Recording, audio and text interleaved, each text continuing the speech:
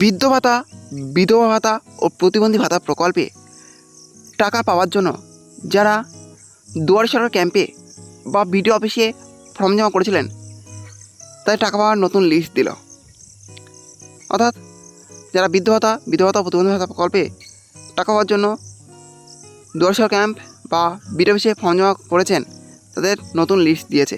হ্যাঁ, চলুন আজকের ভিডিওর মাধ্যমে দেখে নিই যে বৃদ্ধ ভাতা, বিধবা ভাতা ও প্রতিবন্ধী ভাতা প্রকল্পে টাকা পাওয়ার নতুন যে লিস্ট দিয়েছে সেই নতুন লিস্টে কার কার নাম আছে, আপনার নাম আছে কিনা সেটা কীভাবে অনলাইনে মোবাইলের মাধ্যমে চেক করবেন, হ্যাঁ সেটাই আজকের ভিডিওর মাধ্যমে দেখতে পাবেন। হ্যাঁ, তার জন্য ভিডিওটি একটু স্কিপ না করে শেষ পর্যন্ত দেখতে থাকুন। আর হ্যাঁ, অবশ্যই আপনি চ্যানেলে নতুন হয়ে থাকেন চ্যানেলটি সাবস্ক্রাইব করে পাশে থাকবেন। বৃদ্ধ ভাতা, বিধবা ভাতা ও প্রতিবন্ধী ভাতা প্রকল্পে টাকা পাওয়ার নতুন যে লিস্ট দিয়েছে সেই নতুন লিস্টে কার কার নাম আছে সেটা দেখার জন্য প্রথমেই আপনাকে গুগল সাইটটা ওপেন করে নিতে হবে। দেখতে পাচ্ছেন আমি গুগল সাইট ওপেন করে নিয়েছি। গুগল সাইট ওপেন করার পর এই সার্চ অপশন লিখতে হবে এনএসএপি। আমার এনএসএপি লেখা ছিল না, আপনারা এনএসএপি লেখার পরে সার্চ অপশনের উপর ক্লিক করবেন। ক্লিক করা দেখবেন আবারও এরকম একটা পেজ খুলে যাবে। তারপরে আবারও নিচের দিকে চলে আসবেন। নিচের দিকে আবার দেখবেন লেখা আছে এনএসএপি। এই এনএসএপির উপরে ক্লিক করবেন।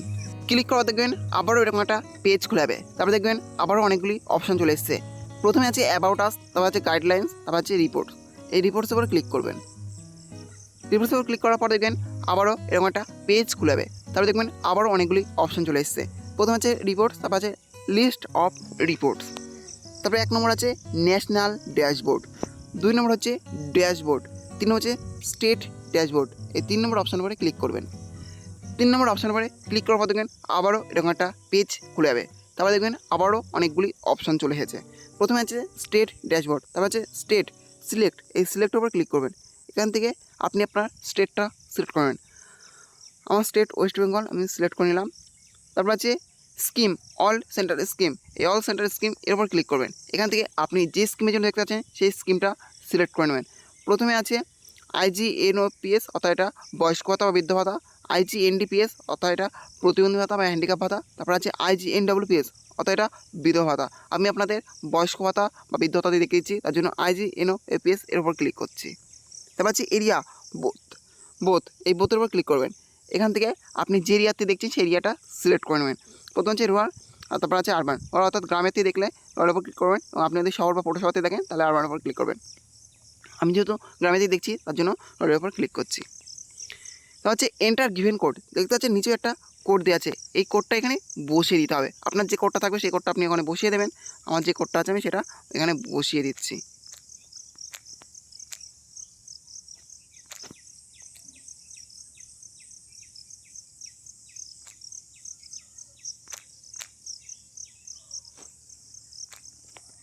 তারপর সাবমিট বাটনের উপর ক্লিক করতে হবে।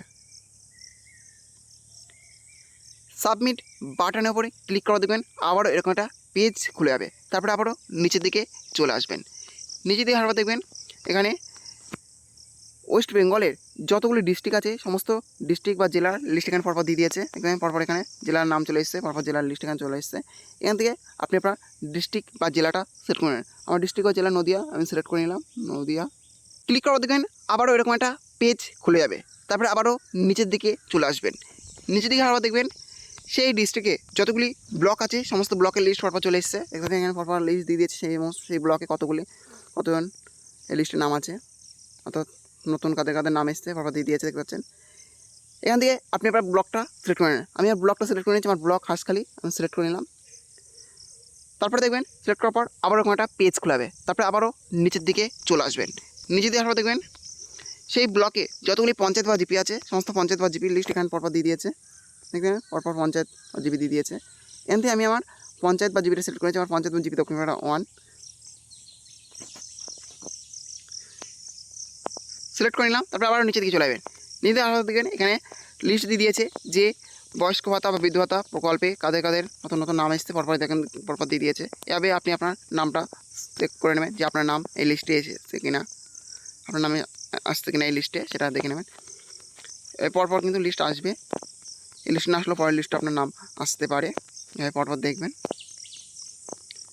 তাহলে এইভাবে মোবাইলের মাধ্যমে অনলাইনে আপনি চেক করে নিতে পারেন যে বৃদ্ধ ভাতা প্রতিবন্ধী ভাতা প্রকল্পে নতুন যে লিস্ট দিয়েছে সেই নতুন লিস্টে আপনার নাম এসছে কিনা পরপর দেখে নেবেন। এই ছিল আজকের আপডেট। ভিডিওটি ভালো লেগে থাকলে অবশ্যই লাইক শেয়ার এবং কমেন্ট করবেন এবং এই ধরনের নতুন নতুন ভিডিও সবাইকে পাওয়ার জন্য চ্যানেলটা অবশ্যই সাবস্ক্রাইব করে রাখবেন।